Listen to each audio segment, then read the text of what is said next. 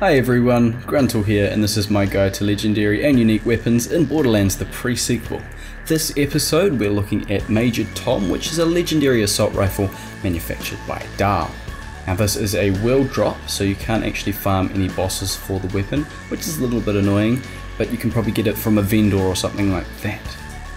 So this weapon is similar to the Varuk from Borderlands 2, if you know that weapon, and it will come in either classic damage, or incendiary, shock, cryo, or corrosive damage. So it can come in one of those 4 damage types. Now if we have a look at the classic damage one, it has a interesting looking skin, which I think is quite cool. It's kind of like a paint splatter skin. I think there's a similar looking skin for the one of the vehicles in Borderlands 2, I seem to remember that.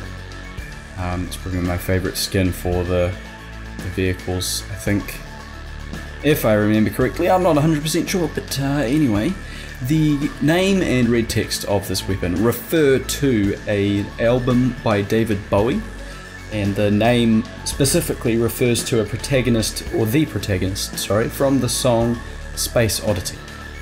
So I don't listen to much David Bowie myself, so I wasn't aware of that, but I read it in the wiki, which if you want to read yourself will be in the description below the like button. So now if we look at the parts for this weapon, we have the Dahl barrel. It's always going to spawn with the Dahl barrel, and that's because it is a burst fire weapon, and without the Dahl barrel it wouldn't be the same burst fire weapon. Right, so I have it here with the Dahl grip, stock and sight, and those are all there to increase the stability and accuracy of this weapon. The sight is just there for aesthetics though, but the stock and grip are helping with accuracy and recoil reduction and stability and things like that, which is good. And being a burst fire weapon, it does need that the stability, the recoil reduction, that kind of thing, otherwise it will be very difficult to use. It probably would be usable with other parts, I just prefer it with the Dahl parts. So anyway, it's also got the attachment here. It's the damage attachment, hence the attack prefix for the weapon. It is attack, and so that's going to increase the damage of the weapon, but I believe it slightly decreases accuracy, I think, but it's not too much of a downside, and so it's good to have the damage attachment. Right, now if we compare it here to a purple version of a Dahl assault rifle, you can see that the damage, even the base damage of a single bullet, is higher than that of a purple Dahl. However, it also shoots out 3 per shot for the cost of 2 bullets, or the cost of 2 ammo. So it will take 2 ammo out per shot, but it will shoot 3 projectiles, which is pretty cool. So it's basically got reduced ammo usage. The accuracy is also higher, and the magazine size is higher than the purple Dahl, which is a good thing. It is useful, means it can shoot for longer, and you're going to hit more things. Now if we look at the spread of the bullets, it's quite interesting with this weapon. What will happen is, if I'm not aimed down sights, I'll show you on this wall here. Is that a good wall? It's a good enough wall. What's going to happen is it's going to shoot those 3 pellets out in a horizontal line, with one going in the center and then 2 going out on the side. So if I'm further back, the central bullet will still be in the same spot, but the 2 bullets on the outside are a lot more spread out. The closer you are, the more tight the spread will be. However, if I aim down sights when I'm shooting the weapon, I'll do it here, what happens is you get a 5 burst shot, so you're going to put out 15 pellets, and it goes in an interesting spread. I'll show you right now.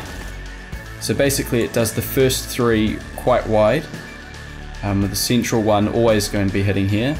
Then the next 3 is a bit more accurate, and moving in until the 5th one, all 3 bullets will hit the center. So if you're aiming in on a critical hit spot of an enemy, you're going to get 7 shots hitting the critical, if you're far away, because the first 4 shots will just be the central one hitting it, and then the last one will have the extra 2 also hitting the center. So that is useful. It is useful. Now, I don't think there's anything different with how the incendiary one or the cryo shock or corrosive ones work. They just also, that's the same one that I'm using here. They just have the added damage and a different looking shot, I guess. Hang on, 1, 2, 3, 4, 5. Yes, 5 it will hit in the center. I was just checking. For a second I thought it wasn't all hitting in the center at the end there. It seems to be working.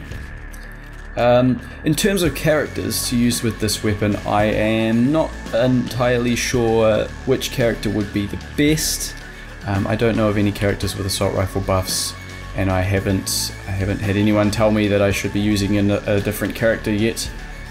So it seems like the best idea would be to match up if you have a elemental damage one, to match up the element with the correct character. So if you're using shock, it's probably best with Athena, or cryo will be good for Aurelia. But yeah, it's kind of just an assault rifle that I think any character could use. What we'll do here is we'll go to some gameplay, and I will use this with Jack, and I'll let you know what I think of the effectiveness of this weapon. And yeah, so we're going to jump to that now. So we're here in Overlook with Major Tom, and I'm going to start out with the incendiary version and switch between that and the other elemental versions and the classic damage version too, so you can get a feel for all of those. You'll be able to see when I've switched. And it's actually doing a good job of killing these guys, especially when you can get those critical hits. And with the stability of the weapon, it's actually not that difficult to get the critical hits. It's pretty accurate. And when you can get those final shots hitting the guy in the head, it's super effective. I'm always pleasantly surprised with the assault rifles in Borderlands the pre-sequel, because I expect them to be as bad as they are in Borderlands 2, but they've done a good job of making them actually useful. And so it's enjoyable to use assault rifles in the pre-sequel. Something I like. Now you can see there the Hipfire of this weapon is basically an automatic assault rifle, and it's just going to shoot out those 3 pellets every time in a horizontal spread. But when you aim down sights, you're going to get that increased rate of fire as it's a burst fire, and it's also going to do that different spread. Now here I'm just switching out to the corrosive version so you can see that against these armored enemies. And this fight has lasted way less time than I expected, because this weapon is actually very decent. So I would say definitely give this weapon a go if you find it. It should be a pretty decent gun. So if you would like to see more of these weapon guides from me, make sure you subscribe if you haven't already. And thank you very much for watching the video. I hope you enjoyed.